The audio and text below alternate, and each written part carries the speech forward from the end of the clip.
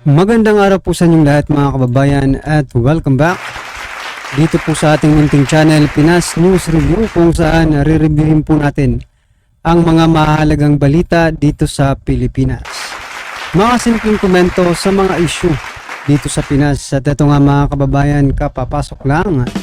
Grabe to, nagimbal ang lahat. Ted Filon kumanta na, PBBM tambalisa nagulantang.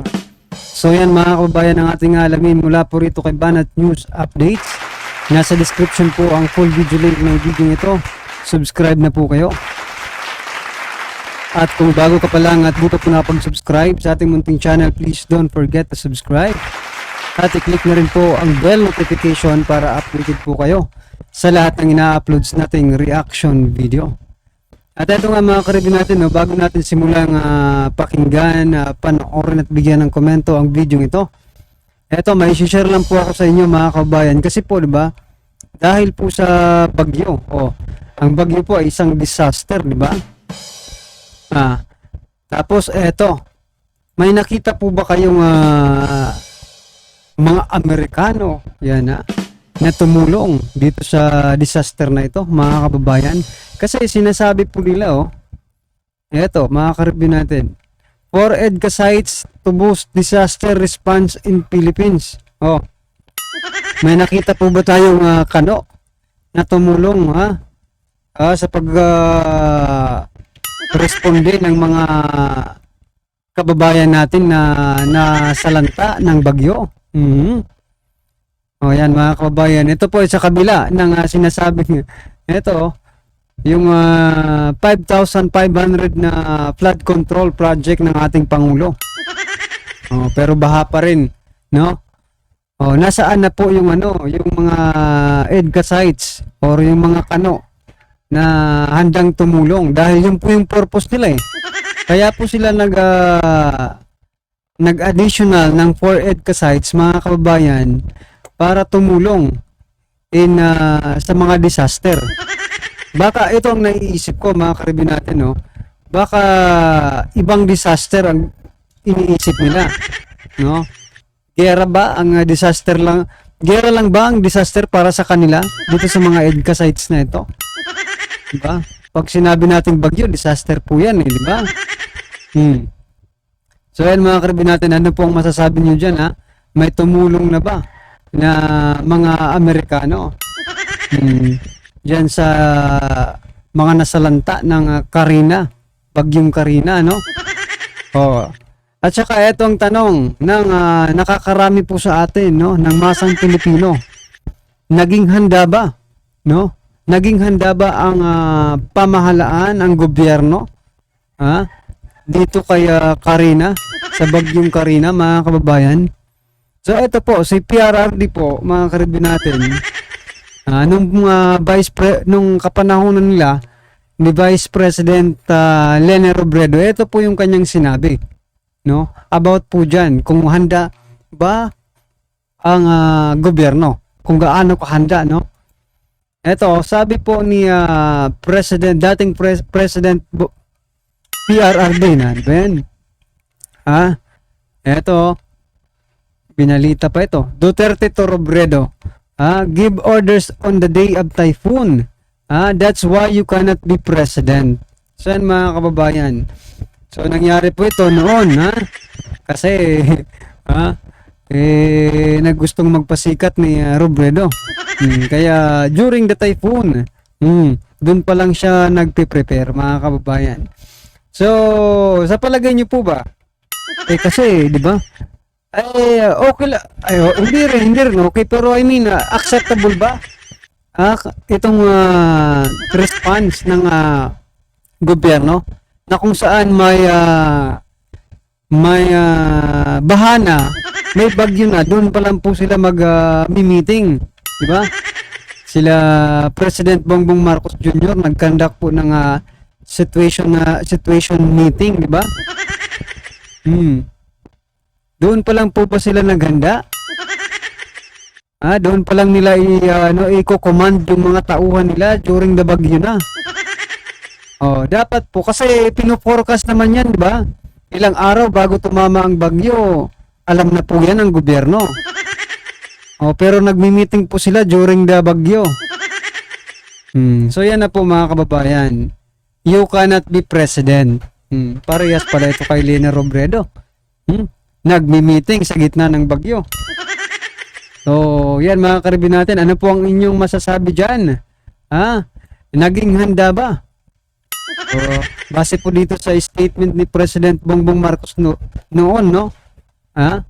Na kung magbibigay ka pa lang ng orders, yan, i-command mo pa lang yung mga tao mo, on the day of typhoon, ibig sabihin mga kabayan, during the bagyo.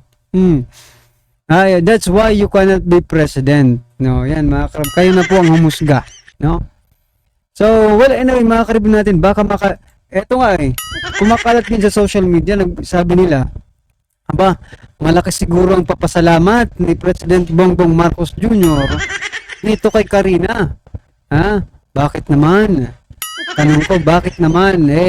Mga karibin natin, natatahuban na po yung issue about doon sa pulburon video. Diba? Natatahuban na po yung issue. Ito po ang sabi ni dating President Duterte. Ito, mga kababayan. The denial issued by the Department of National Defense is a slap in the face of every patriotic and honorable soldiers who lives by the military highest code of conduct. It is bad enough that the DND has to do the duty. Hindi pala duty. Sabi niya, it is bad enough that the DND has to do the dirty job of issuing the denial. It is worse that in doing so, it has become a party to a despicable act it should have been fighting against in the very first place. Yan, mga kababayan. So, wag po natin kalimutan yung issue yon. Ang sinasabi ng iba, kailangan magpa-drug test po ang ating Pangulo para mawala na po yung mga hinahinala ng taong bayan. Diba? Yan lang po kasi yung way para mawala itong issue ito. Magpa-hair follicle test, mga kababayan, no? So, wala pa rin tayong naririnig about dyan kung ano ang plano nila. Well, anyway, hanggat mga kababayan, no, hanggat hindi po, ito lang pong sigurado tayo, hanggat hindi po nagpapadrug test, no, itong si President Bongbong Marcos Jr. ay hindi po mawawala yung doubt, no, yung hinala ng taong bayan sa kanya. Yan, no, kaya kailangan dapat, kasi kakatuhan naman nila, di magpa-test na rin, di ba? Para patas. So yan mga kababayan. So ito na nga mga kababayan, sama-sama at sabay-sabay po natin pakinggan at bigyan ng komento ang video ito. Ito na po. Pag-uusapan natin ngayon, ito po, no, bilinaw po natin, ito po bang, kasi ang dami na po nagpanukala na palit brand lang, no? Yung from Pogo, papunta po sa internet gaming licensee, no? O IGL. Alam nyo kanina, habang dinidiscuss natin tong Pogo, yung pagbaba ng Pogo, dami pong no? So, nagsabi sa inyo na palit brand lang, palit brand. So, pinanood ko po, may nagbigay po sa akin ng link. Nagugustuhan ko talaga kayo, no? Talagang menos kayo. Eto kayo, kaya lang alam nyo yung pinaniniwalaan ko mga link, yung mga legit, yung mga galing sa dyaryo o kaya galing sa mga TV station, yung pwede nating i-quote, no? Katulad kanina, may nagbigay po sa akin yung pong guest ni Ted Filon, itong si Laguesma, yung secretary po ng kasi yun yung sinasabi ko sa inyo, hindi ko mag-gets talaga kung ano yung sinasabi nyo na Pogo, pero hindi mababan yung Pogo dahil magpapalit lang ng pangalan, no? Oh, yung pong kaya lagi kong sagot, hindi ko talaga kayo magets. Bakit ibaban ng Pogo pero hindi mababan dahil nagpalit lang ng pangalan? Di ba paulit-ulit tayo? Na ano na nga ako, ano ba yung hindi nyo maintindihan sa sinasabi ko? Hindi yan yung usapin. Kahit na anong pangalan niya, Pogo pa rin siya. Okay. Nilinaw po yan ni Laguesma, no, sa palatuntunan ni Ted Filon. Nang ibig sabihin ni Pangulo, nauna na yung rebranding. Ito pala, yung 40 plus na binigyan nila ng lisensya, IGL ng tawag. Kasama po ron, ang maganda po ron, nilinaw, nakasama yung dito sa Cavite. Kasi parang yan ang pinaka-famous, no? Yung nasa Cavite, yung Island Cove. Hindi ko alam bakit tuwing pag-uusapan yung Pogo, yun kagad yung Island Cove agad. Okay. Sa madaling salita, IGL, sila pa rin po yun.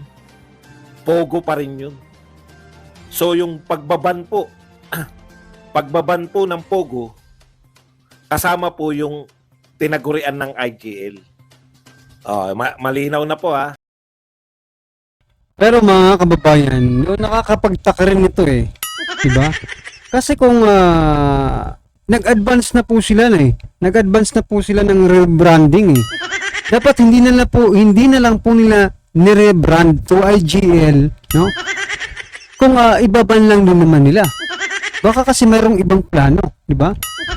Baka kasi nililis lang tayo mga kababayan. Diba? Nakakapagtaka eh. Bakit mo pa gagawing IGL kung ibaban mo rin naman? Di ba? Bakit ka pa mag-effort na i-rebrand or ibahin yung pangalan? At meron ng naunang 40 na na-approve na at binigyan ng lisensya. Di ba? Bakit ganun?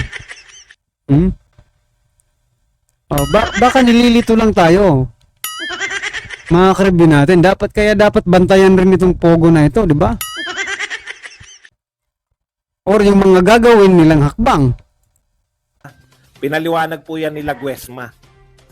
Kaya pinaghahandaan na nila yung mga mawawalan ng trabaho dito po sa IGL at /Pogo.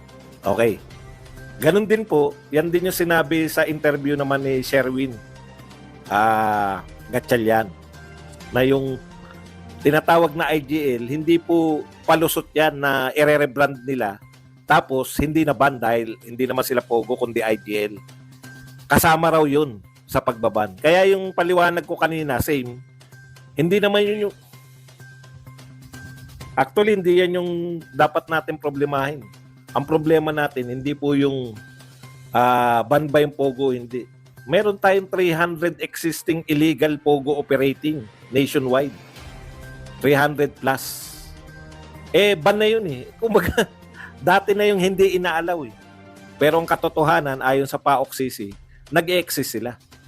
Ngayon, idadagdag nyo yung legal, yung katulad sa Island Cove, legal siya. Idadagdag yun sa ibaban. Ngayon, kung sa mukhang mas malaking problema, ganun talaga. Nadala sa nadala sa palakpak. So, malinaw po yun na, so ang usapin po, hindi po yung magre-rebranding lang sila, lusot na, hindi po sila pwedeng makalusot kahit IGL ng tawag sa kanila. No?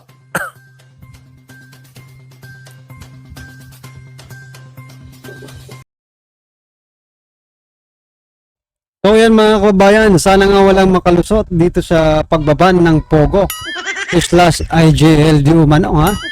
Yan lang po ang masasabi ko dyan. Bakit nyo pa i-rebrand ng advance, di ba? Tapos ibaban lang. Bakit pa kayo nagpa-register or nagkumuha pa sila ng lisensya? Yung 40 yung na-approve na. Bakit? Approve na sila eh. Diba ibig sabihin may plano na. May plano na po yun. Bakit ngayon wala anyway, makaribin natin, pantayin na lang po natin sila. Baka kasi matulad dito sa baka matulad dito po sa sinasabi lang 5,500 flood controls, di ba? Na natapos na. Baka matulad dito doon. isang araw, 'di ba, in-announce na nilang ibaban, tapos isang araw, ano na naman, ha? Makikita natin, nandyan na naman. 'Di ba? Talamak na naman yung mga pogo. Ha? Oo. Eh kung, well anyway, ano man po ang inyong reaction about sa video ito, i-comment lang po sa baba. Para at least alam po ng ating mga kababayan ang inyong opinion patungkol po sa video ito, right? Maraming salamat po.